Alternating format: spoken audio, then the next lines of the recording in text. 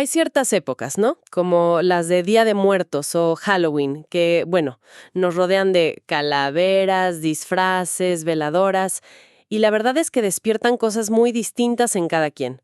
Para la autora de La Fuente que vamos a explorar hoy, pues no se trata de celebración o de nostalgia, para nada. Es miedo. Un miedo que ella describe como antiguo, casi infantil, pero muy, muy real. Y ese es justamente el corazón de nuestra conversación de hoy. Queremos hacer un análisis a fondo de un testimonio que es súper personal, sobre qué implica vivir con un temor profundo, persistente, a los fantasmas, a las sombras, a lo que no se puede explicar fácil, ¿no? La Fuente es un texto que se llama De sustos, fantasmas y algo más.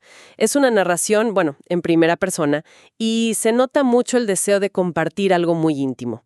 Nuestra idea hoy es intentar comprender esta vivencia tan particular con el miedo. Queremos rastrear, si se puede, sus posibles raíces, ver qué lo detona, cómo impacta el día a día, y también qué estrategias surgen para manejarlo. Claro, basándonos solo en lo que la autora nos cuenta en su escrito. Ok, bueno, pues vamos a sumergirnos en esta historia. A ver, la autora arranca con algo muy potente. Dice considerarse una persona que nació miedosa. Pero ojo, hace una distinción importante. No habla del miedo común, ¿sabes? Como, no sé, el nerviosismo antes de hablar en público o por un examen. Ella describe su miedo como algo más oscuro, más visceral y muy enfocado. Fantasmas, sombras, ruido sin explicación. Un terror en estado puro, dice. Y ella misma lanza la pregunta al aire en su texto. ¿Este tipo de miedo se aprende o es algo con lo que se nace? La forma en que lo diferencia de las ansiedades más cotidianas. Es interesante que no lo atribuye a un evento traumático concreto al inicio, sino que lo siente como parte de su constitución desde siempre. Plantea, digamos, la posibilidad de una sensibilidad particular, casi una predisposición innata a sentir pavor ante lo inexplicable. No es un miedo a algo tangible, como un peligro físico, sino aquello que se escapa de la lógica, de lo que podemos entender. Exacto. Y aunque hable de nacer miedosa, sí que identifica un momento clave en su infancia. Una influencia temprana que, bueno, le dejó una marca imborrable. Cuenta que vio la película Hasta el viento tiene miedo. La versión original, la de los años 60. No es que recuerde toda la trama ni nada, pero una imagen se le quedó grabada a fuego. Es la de una niña en lo alto de una torre vista desde afuera, de noche, con la ventana iluminada desde adentro y todo lo demás en oscuridad total.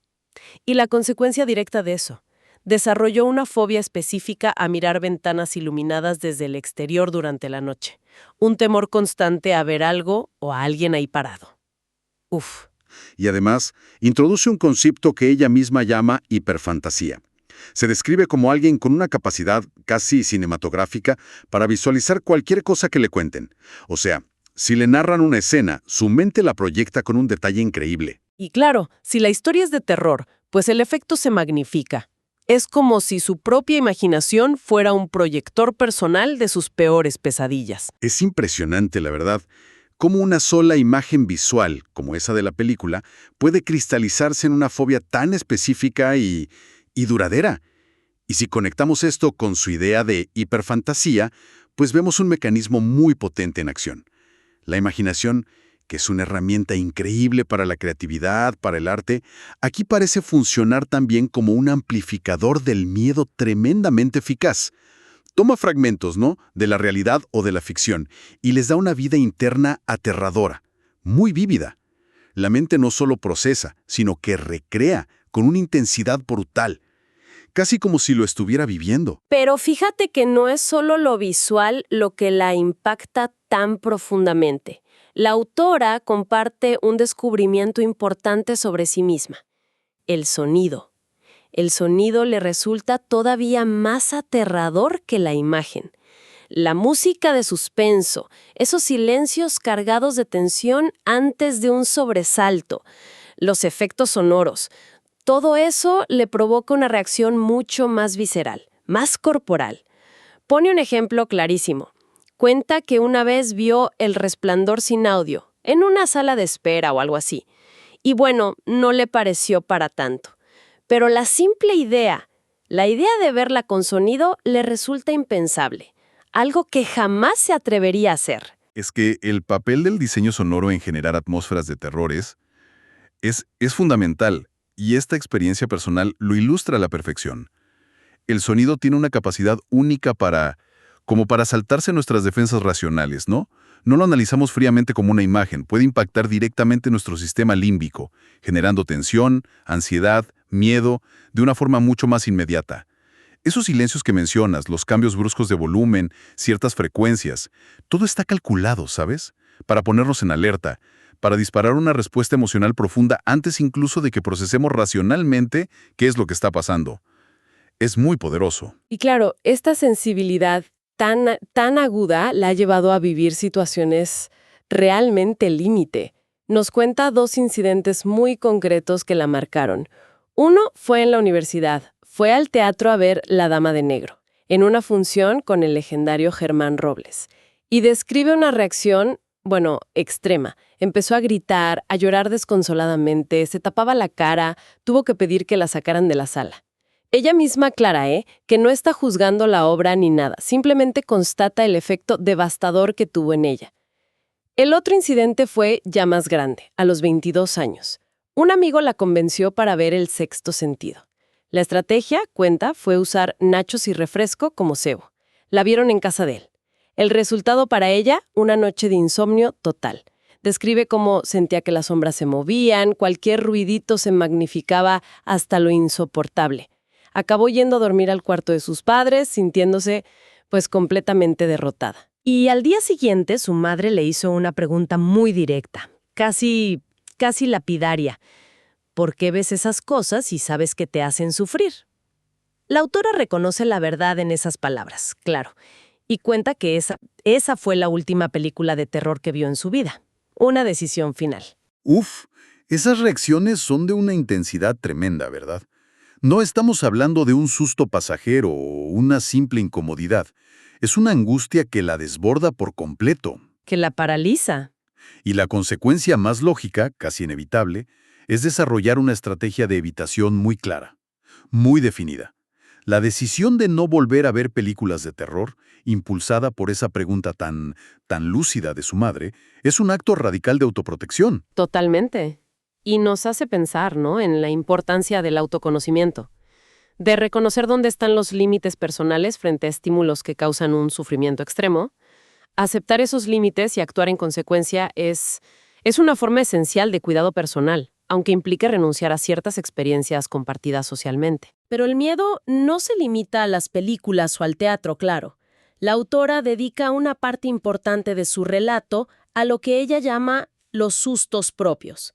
Una serie de vivencias personales que, para ella, pues carecen de explicación lógica y que, bueno, la han dejado helada.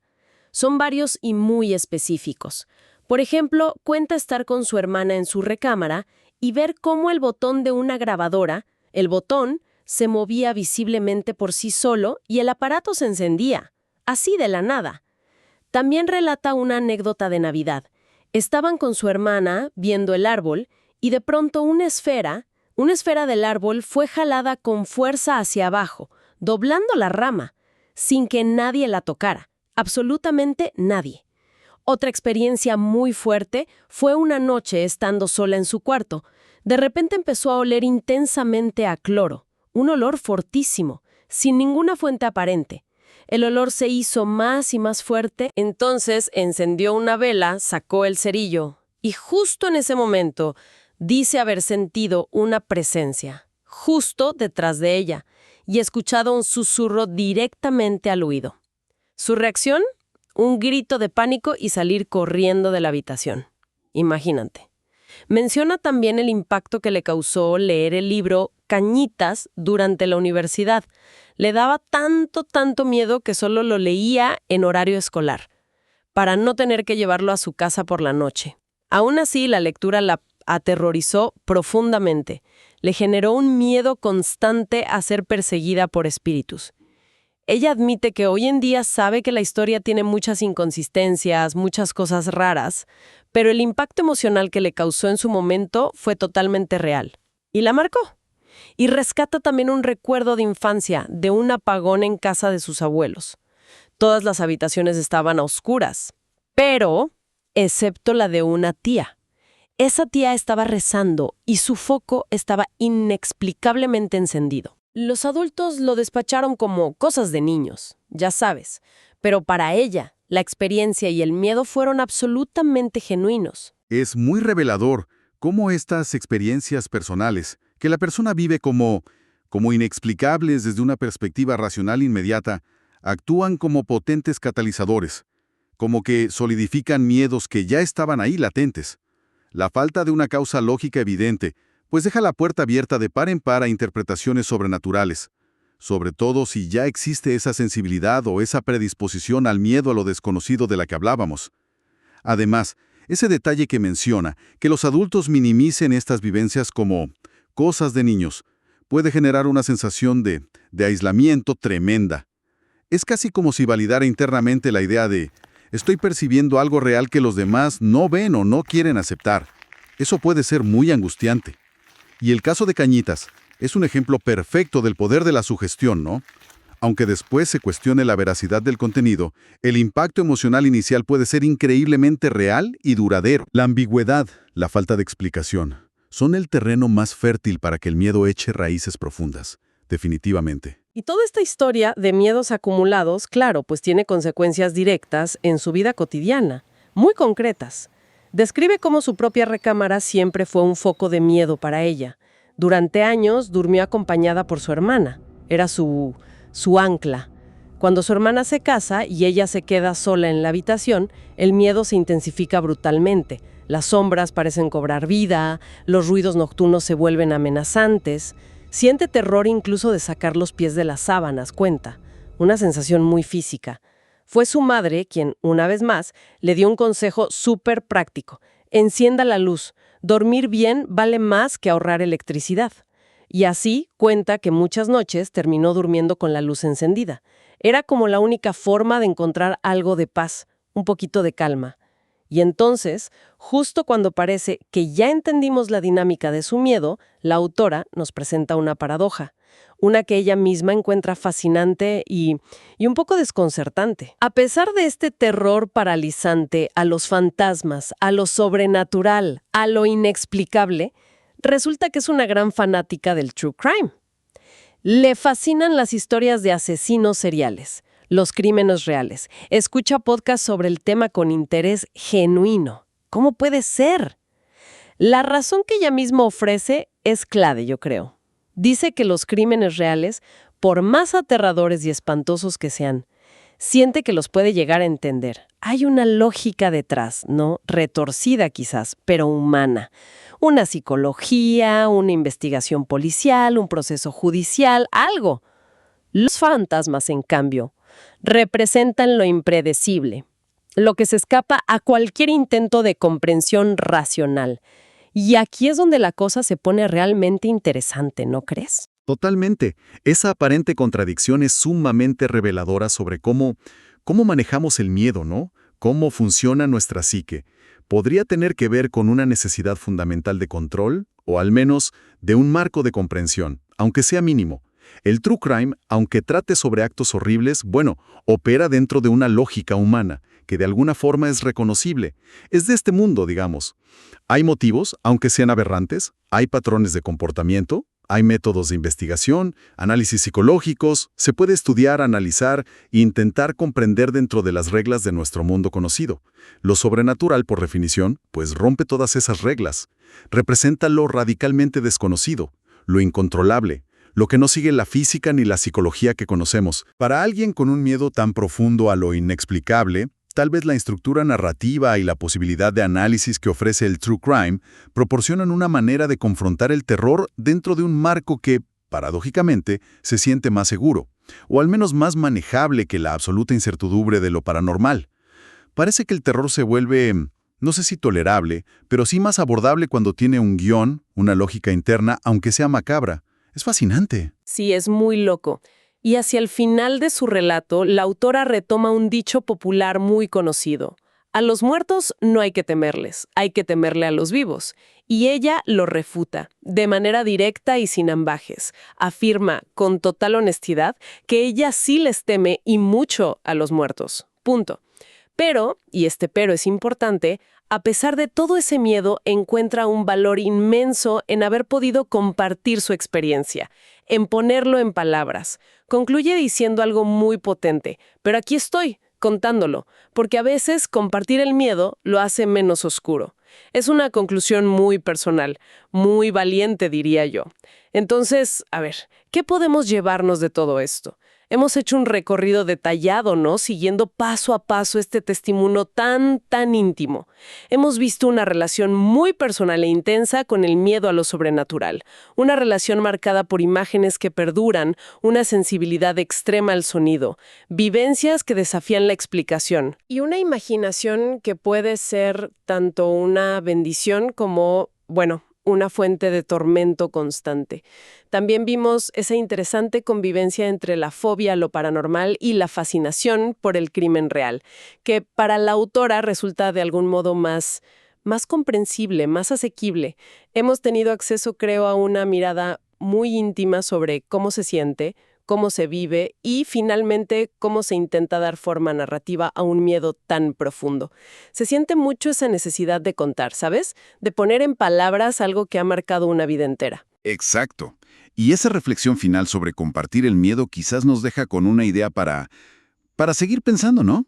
¿De qué manera estas narrativas personales sobre el miedo, como la que hemos explorado hoy, nos ayudan a entender la enorme diversidad de la experiencia humana frente a lo desconocido?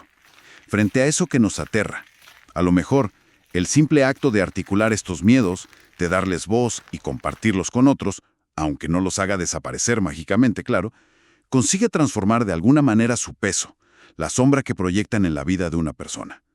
Queda abierta la pregunta sobre el poder que tiene contar nuestras propias historias, incluso o especialmente las más oscuras. Tal vez en ese acto de compartir reside una forma de resistencia, ¿sabes? Una manera de afirmar la propia experiencia frente al silencio o la incomprensión. Es algo en que pensar.